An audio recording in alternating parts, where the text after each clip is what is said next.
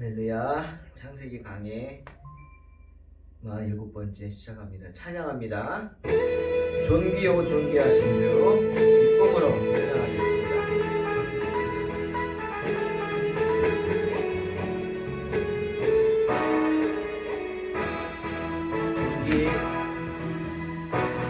존귀요 존귀하신 주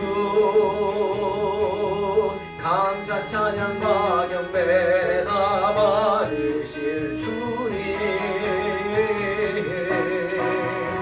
존귀요 존귀하신 주 감사 찬양과 경배 다 받으실 주님 찬양 할렐루야 찬양 할렐루야 보좌 위 어린 양께 우리 경배하며 영광 돌리네 할렐루야 우리 왕께 영광 주는 승리의 용사 만유의 주님 존귀요 존귀요 존귀하신 주 감사 찬양과 영광 감사 찬양과 경배 다 받으실 주님 존귀요 존귀하신 주 감사 찬양과 경배 다 받으실 주님 찬양 할렐루야 찬양 할렐루야 보좌 위 어린 양께 우리 경배하며 영광 돌리네 할렐루야 우리 왕께 영광 주는 승리의 용사 만유의 주님 찬양 할렐루야 찬양 할렐루야 보좌 위 어린 양께 우리 경배하며 영광 돌리네 할렐루야 우리 왕께 영광 주는 승리의 용사 또 만유의 주님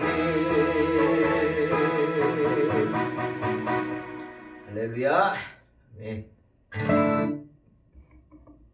창세기 47장입니다.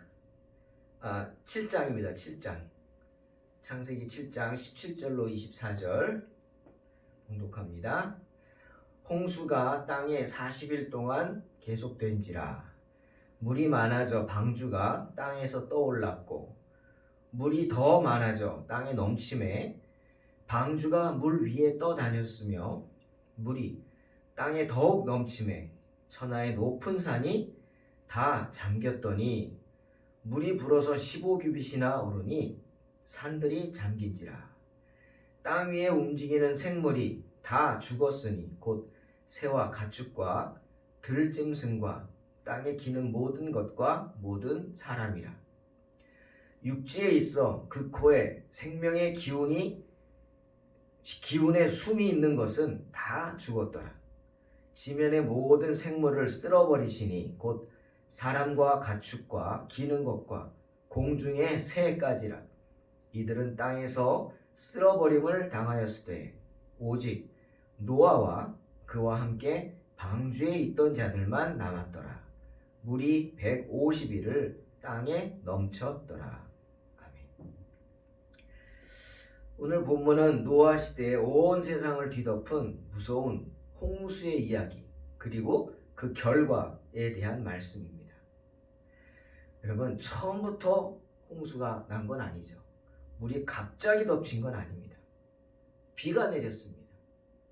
비가 하루, 이틀, 사흘, 40일 동안 비가 매일 쏟아져 부었습니다. 노아의 방주는 닫혔고 사람들은 어느 때처럼 비가 곧 그칠 것이라 생각했겠죠. 그러나 비는 그치지 않았습니다. 그날에 하늘의 창들이 열렸습니다.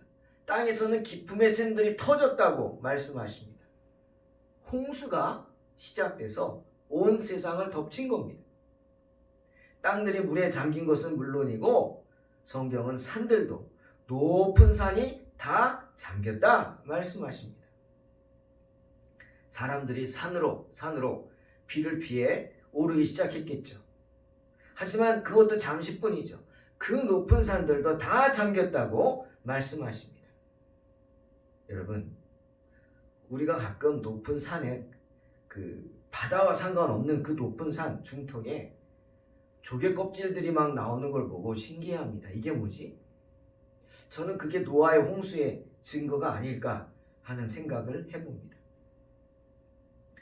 예레미야 49장 16절과 오바댜 1장 3절에서 4절에 이런 말씀이 있습니다. 같은 비슷한 말씀이에요. 너의 마음의 교만이 너를 속였도다.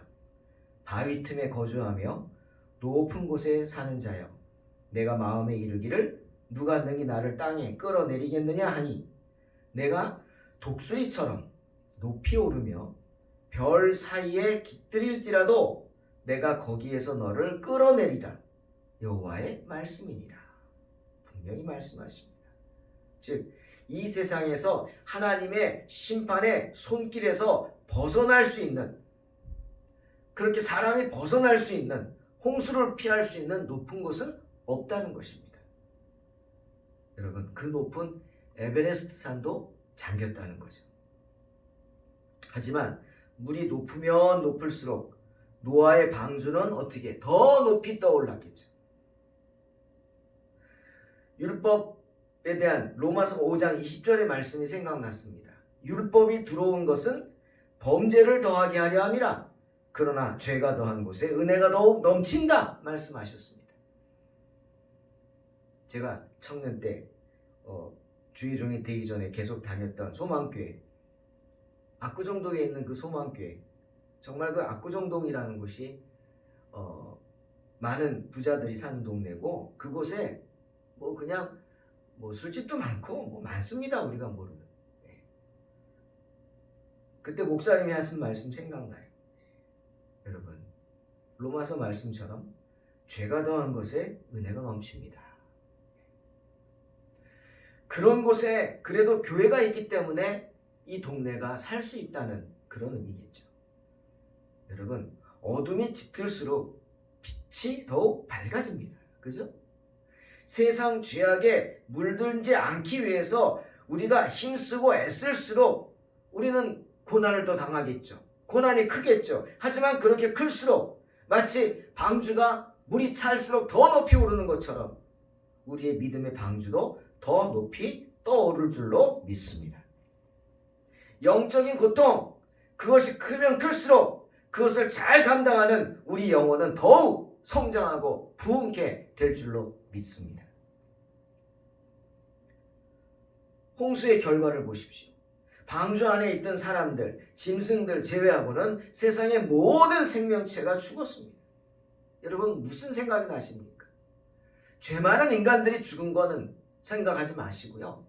죄 없는 그 많은 피조물들이 다 죽었어요. 그래서 로마서 8장에서 바울이 그 이야기 하잖아요. 인간들로 인해서 고통받는 피조물들의 탄식에 대해 말하고 있습니다. 피조물들이 허무한데 굴복하는 것은 자기 뜻이 아니요 오직 굴복하게 하시는 이로 말미암습니다. 그 바라는 것은 피조물도 썩어짐의 종노릇한 데서 해방되어 하나님의 자녀들의 영광의 자유에 이르는 것이니라. 피조물이 다 이제까지 함께 탄식하며 함께 고통을 겪고 있는 것을 우리가 안다. 로마서 8장 말씀입니다. 여러분, 세상의 피조물들은 자신의 의사와는 상관없이, 자신의 행동들과는 상관없이 인간의 죄 때문에 죽임을 당했습니다.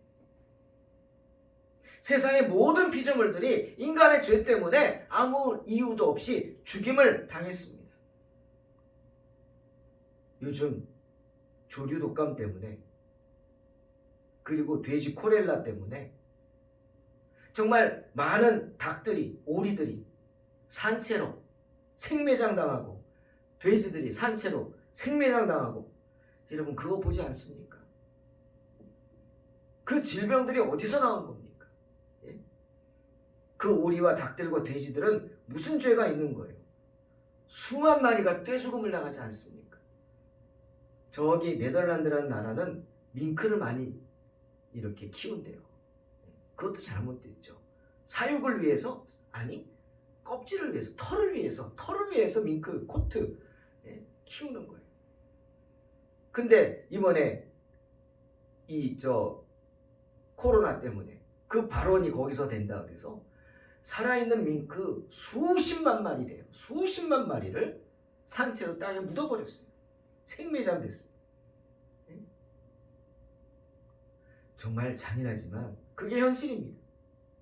그 모든 피조물들이 왜 죽어요? 인간의 죄 때문에 죽는 거예요. 아무 이유도 없이. 사슴들은 푸른 초원에서 풀을 뜯어먹고 있다가 갑자기 쏟아진 피에 물에 휩쓸려 죽임을 당합니다. 새들 또한 나뭇가지에 걸터 앉아서 지지배배 지저귀다가 물에 빠져 죽습니다. 메뚜기들은 잘 익은 벼 사이를 뛰어다니다가 갑자기 쏟아져 내린 피에 홍수에 죽어버리고, 거미는 나뭇가지 사이에서 성실하게 거미줄 치고 앉아서 먹이를 기다리다가 그만 불어난 물에 빠져 죽고 맙니다. 여러분, 이 모든 재앙들이 어디서 온 것입니까? 누구 때문에? 사람 때문입니다. 하나님 앞에서 교만히 행하고 하나님 말씀에 순종치 않고 더러운 데 빠져 더러운 죄를 밥 먹듯 짓는 그런 사람들 때문에, 그렇게 하나님을 무시한 채 살아가는 사람들 때문에, 세상의 모든 피조물을 함부로 죽이고 함부로 모든 자연을 파괴하는 그 사람들 때문에 이 모든 재앙이 시작된 거죠. 그 사람들의 죄 때문에 이런 귀한 생명들이 무참히 죽임을 당한 것입니다. 여러분, 물이 그들을 덮칠 때 또한 사람들이 느꼈을 공포를 생각해 보십시오. 방주의 문이 닫힌 후에 비가 쏟아졌죠. 지금까지 방주는 열려 있었어요. 주님이 부르시는 자들 오기만을 기다렸어요. 아무도 안 왔어요. 이젠 끝났어요. 방주의 문이 닫히고 비가 쏟아집니다. 집이 잠깁니다. 나무가 잠깁니다. 산으로 도망갔지만 산이 잠겨옵니다. 방주가 그 물 위로 막 떠오를 때 떠오르는 방주를 보고 사람들은 어쨌을까요? 배를 타고 혹은 나뭇가지에 의지해서 방주로 몰려들었을 겁니다. 문 열어달라고 아우성 쳤을 거예요. 하지만 소용없습니다. 아무 소용없어요. 이미 때가 늦어버렸어요. 문은 닫혔어요. 열 수가 없어요. 왜? 하나님이 닫으셨잖아요. 나뭇가지 붙잡고 살겠다 길을 쓰지만 그들은 죽을 수밖에 없었습니다. 왜요?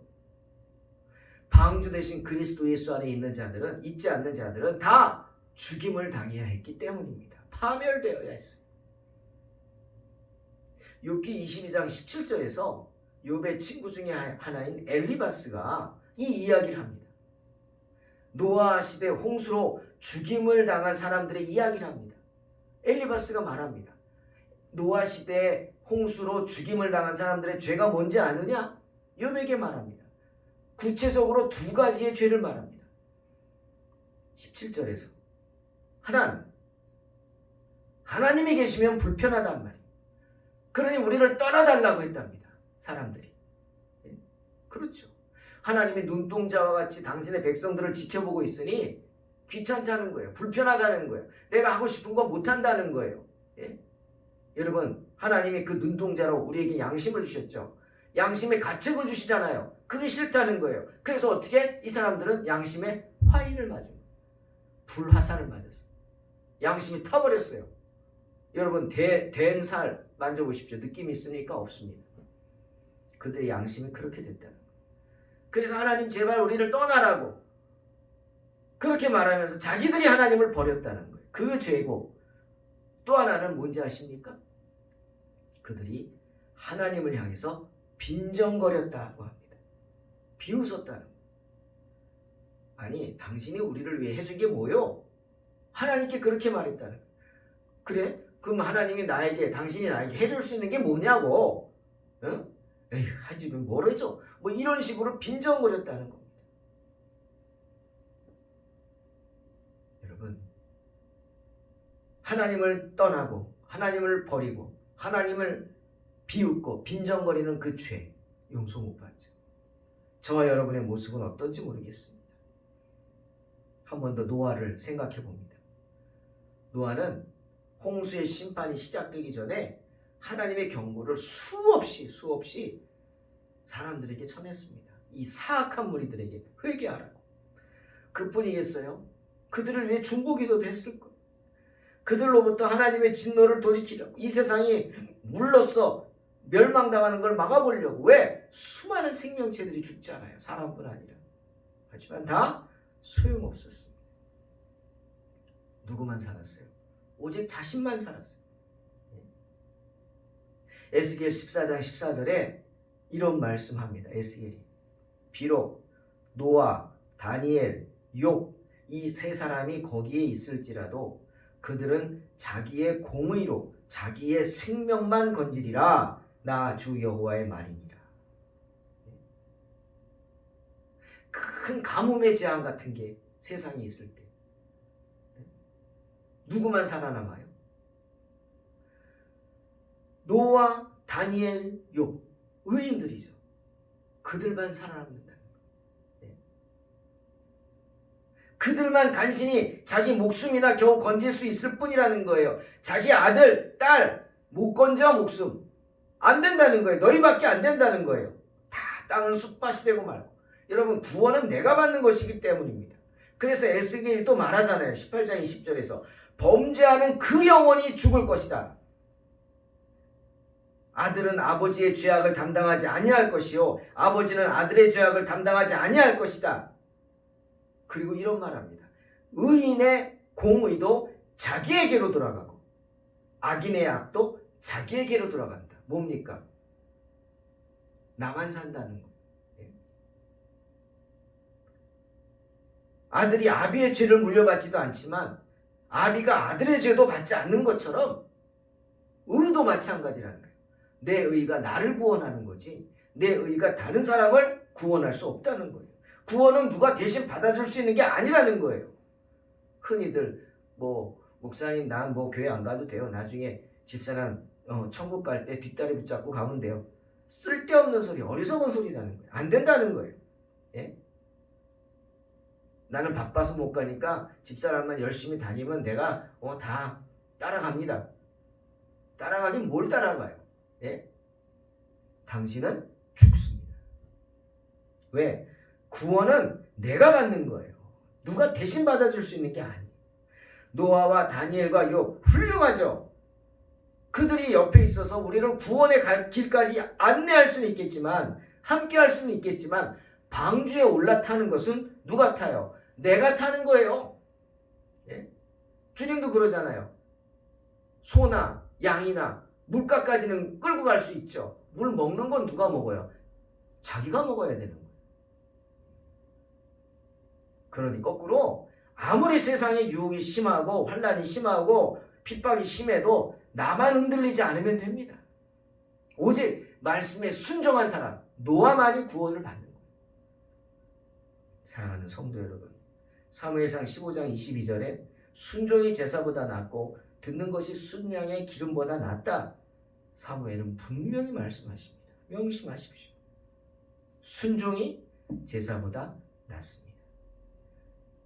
하나님 말씀에 엎드려 순종하는 삶으로 여러분의 맡겨진 인생을 승리하시고 방주에 타시기를 주의 이름으로 축원합니다.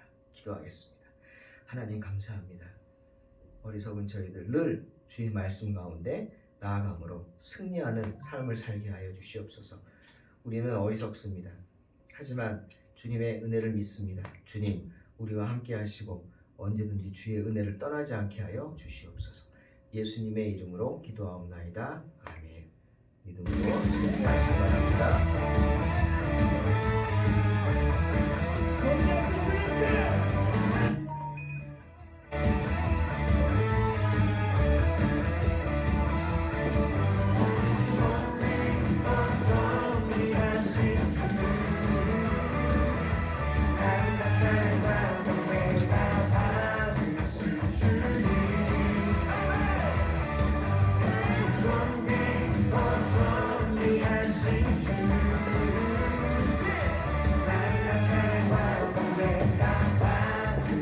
줄 알아.